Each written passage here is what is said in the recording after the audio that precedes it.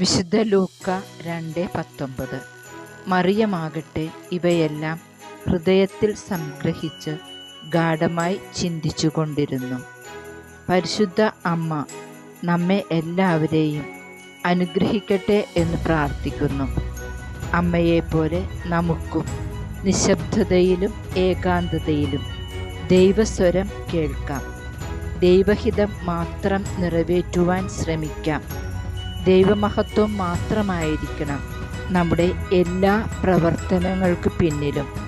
പരിശുദ്ധ അമ്മേ, ഞങ്ങളെ ഓരോരുത്തരെയും ഈശോയിലേക്ക് വളർത്തണമേ.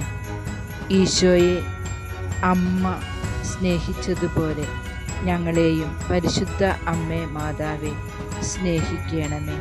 ഞങ്ങളുടെ ജീവിതത്തിന് ശക്തി പകർന്നു തരണമേ. അമ്മേ, എൻ്റെ ആശ്രയമേ.